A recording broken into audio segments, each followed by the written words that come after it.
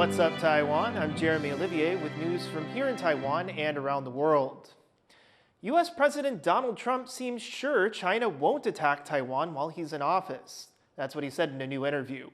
It comes after Trump and Chinese leader Xi Jinping reportedly avoided the topic of Taiwan during their meeting in South Korea last week. Leslie Liao has more.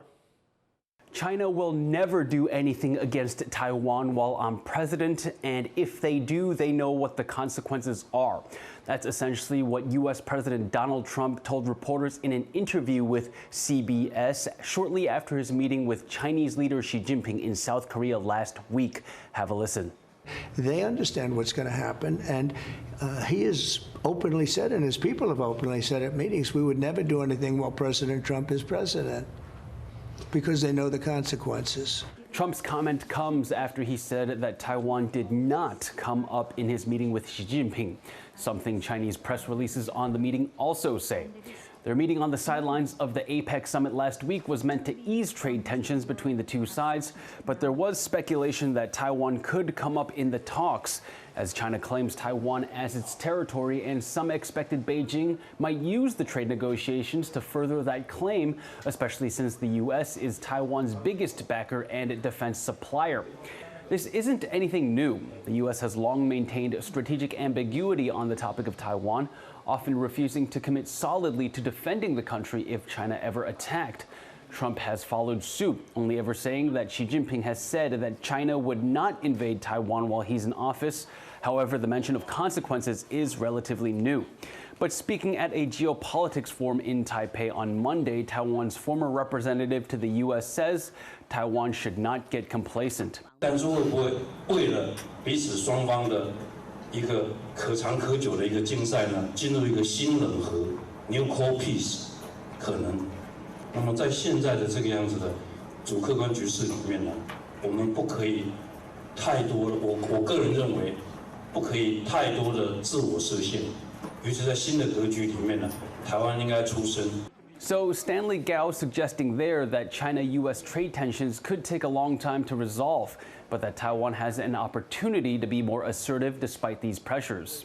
But Trump has said that chip companies are leaving Taiwan for the U.S., another pressure Taiwan faces, all while Washington and Taipei continue their own trade negotiations. So Taiwan has a tight balancing act to play.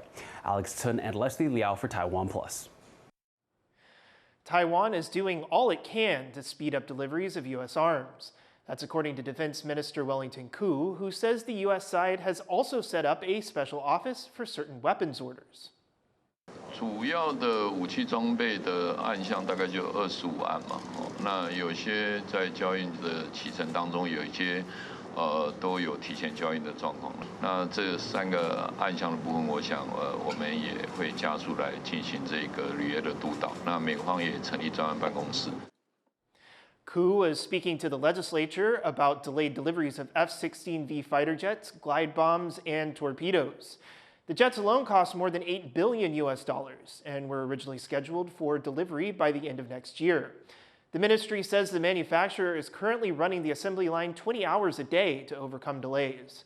Koo also gave updates on another delayed project, Taiwan's domestically made submarine, the Hylo, saying the defense ministry will fine the shipbuilder for failing to meet deadlines. 这个技法，它是一个督促其尽最大的努力来完成合约的一个手段，所以技法本身并不是目的。我想建造完成才是我们最大的一个期待。The Hylo was originally meant to be delivered in November, but it's only finished part of its testing.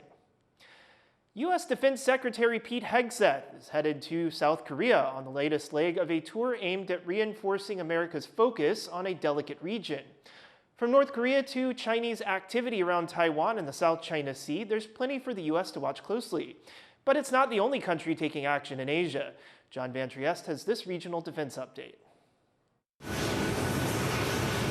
U.S. Defense Secretary Pete Hegseth boarded a plane in Hanoi, Vietnam on Monday morning, heading to South Korea. His trip is part of a wider tour of Asia aimed at reinforcing U.S. security commitments in the region. Key issues on the agenda include North Korea, and China is also expected to be a major focus. There's Beijing's threats against Taiwan for starters. And then there's Beijing's push to assert its claims in the South China Sea, ignoring an international court ruling that's rejected those claims. The U.S. also hopes to convince Seoul to continue to garrison U.S. troops on Korean soil, ready to intervene if a conflict breaks out. The South China Sea has been a particular focus of Hegseth's tour so far. Taiwan, Vietnam, the Philippines, Malaysia, and Brunei all claim parts of the sea. But China has used its Coast Guard to back up its claims, sometimes forcefully. And so, the U.S. has been getting closer to some of the counter-claimants, like Vietnam, where on Sunday, Hegseth had this to say. The Trump administration supports a strong and independent Vietnam as a mutually beneficial partner. So we want to expand our partnership together and work to advance our shared interests.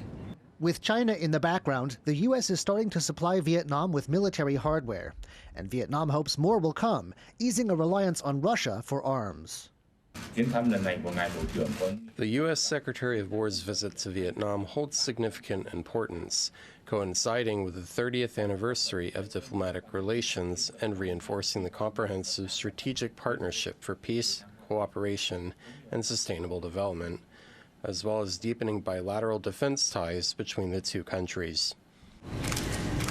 But the United States isn't the only country with an eye on China and the Indo-Pacific. Canada's defense minister is in the region too. He's just signed a pact with the Philippines to boost defense cooperation Sunday. Under the pact, the two countries' troops will be able to train on each other's soil. It's the first agreement of its kind Canada signed with a partner in the region. And it further boosts Canada's long support for the Philippines' position against Chinese claims in the South China Sea, as well as Canadian support for a rules-based international order. That peace is built on rules, not recklessness, and that stability grows from cooperation, not confrontation. The Philippines has shown true leadership in upholding international law and in seeking the peaceful resolution of disputes. And for that, you have Canada's greatest and deepest respect. This is the fifth such pact the Philippines has signed, and its defense minister is pleased with the outcome. This agreement converges all these interests into one of the most important projections of trust and confidence between nations, that our armed forces and defense establishments can converge, can work together, not only bilaterally, but with other like-minded partners to preserve and enforce peace and stability. Faced with an increasingly assertive China just off its coast, Manila wants more such pacts, specifically with France and the UK. It was only Saturday that ASEAN defense chiefs and partners like the US and China issued a joint statement calling for collaboration for peace in the region. But US and Canadian moves suggest the political fault lines under the Asia-Pacific region aren't going away anytime soon. Andy Xue and John Van Trieste for TaiwanPlus. The meeting between Trump and Xi last week may not have eased U.S.-China trade tensions completely. U.S. Treasury Secretary Scott Bessent is now warning of potential new tariffs on Beijing if it carries out threats to restrict rare earth exports. The rare earth magnets, the Chinese have cornered the market, and unfortunately, at times, they proved to be unreliable partners. Bessent told Fox News Sunday the U.S. has the means to counter China's control over rare earths, the critical materials used in many modern devices. He earlier told the Financial Times the U.S. could secure alternative supplies within 2 years. Meanwhile, Trump says he won't allow Nvidia's cutting-edge AI chips to be sold to China. Nvidia is really just a brilliant company. The chips are 10 years. The new Blackwell that just came out, it's 10 years ahead of every other chip. But no, we don't give that chip to other people. In an interview with CBS News 60 Minutes, Trump said Nvidia could still operate in China, but its most advanced chips would be limited to the U.S. market. This marks a shift from August, when he suggested a pared-down version of the Blackwell could be available to China. But in recent days, a number of U.S. officials came out against the sale, saying it could accelerate Beijing's AI and military capabilities. Rescue workers and volunteers are still working to clean up flooded towns on Taiwan's east coast, over a month after deadly storms forced people there to evacuate. The difficult work has taken a toll, prompting authorities to step in and offer mental health services. Tiffany Wong has the details. After weeks of working tirelessly, shoveling mud and clearing away debris, people in this part of eastern Taiwan are feeling the effects. Since September, rescue workers have been joined by volunteers from across the country to help with recovery work in Guangfu Township. That's after a nearby natural dam burst, flooding the area and killing 19 people. Now the health ministry is trying to help these good Samaritans, giving them 3 free mental health counseling sessions over the next year. 我们是直接汇付这个费用给这个服务的提供单位，所以是不需要付费的。至于身份的话，你只要是这个很简单的，比如说我们这一次去，你有去救灾，我们都是从宽认定。 Rescue workers are urged to seek help if they notice changes in their habits and behaviors. Over 600 clinics across the country have joined the program, which will run through next October. 通常都是可能会出现超过1个礼拜，而且蛮明显影响我的生活。比如说我变得我没有办法去上班，比如说我很容易紧张，这些迹象就找医生来询问一下。 The health ministry has set aside $650,000 to help with relief efforts, including mental health services for displaced survivors. As rescue workers seek to rebuild Guangfu, they're also encouraged to check in on themselves, as officials try to minimize the physical and mental tolls on everyone affected by the disaster. Klein Wong and Tiffany Wong for TaiwanPlus. A team of researchers is working to locate and learn more about the mountain hawk eagle, the strongest yet most elusive raptor in Taiwan. With its population shrinking due to poaching and habitat loss, the researchers say it's now more urgent than ever to protect them. Irene Lin reports.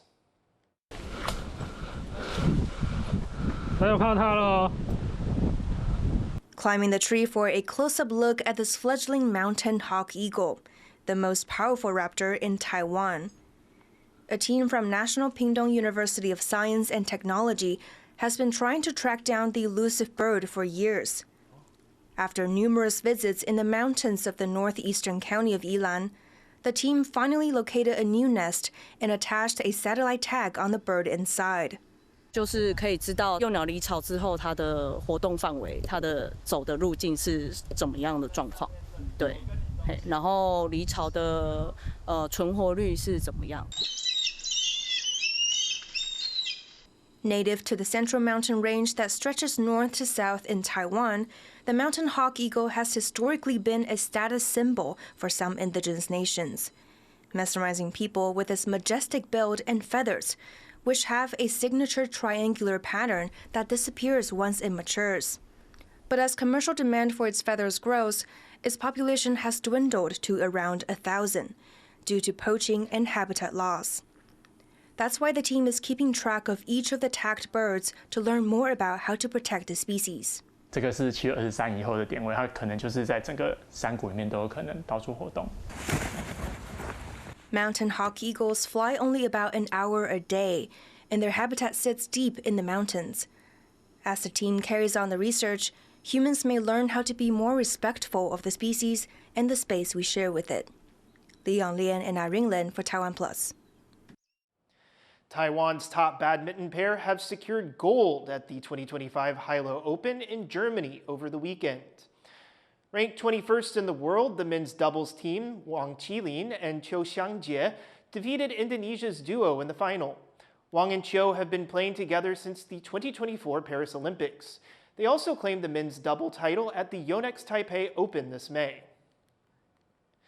Thank you for watching What's Up Taiwan. Finally, we leave you with images of a rare white rhino calf from a wildlife park in England. I'm Jeremy Olivier. Take care and see you next time.